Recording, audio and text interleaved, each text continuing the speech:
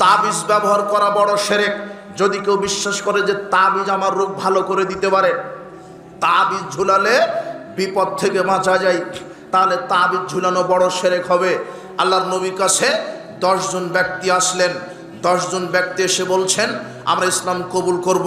বায়াতি সাতান ওয়ামসাকান আনহাদিন আনওয়াহিদিন।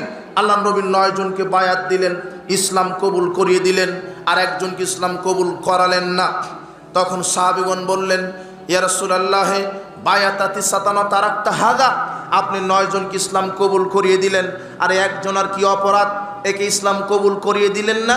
তখন আল্লাহর নবী বলছেন, যে ইন্না আলাইহি তামিমা, দেখো এই লোকটার শরীরের ভিতরে তাবিজ আছে, তাই তাকে আমি ইসলাম কবুল করিয়ে দিলাম না।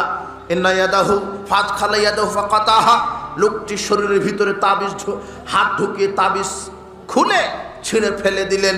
ফাবায়াহু, এরপরে আল্লাহর নবী তাকে ইসলাম কবুল করিয়ে দিলেন। তারপরে তিনি বললেন মান আল্লাকা তামিমা ফাকাদ আশরাকা, যে ব্যক্তি তাবিজ ঝুলালো সে আল্লাহর সাথে শিরক করলো। যে ব্যক্তি তাবিজ ঝুলালো সে আল্লাহর সাথে শিরক করলো। দেখেন, অত্র হাদিস প্রমাণ করে তাবিজ শরীরে থাকা অবস্থায় সে মুসলমান হতে পারে না।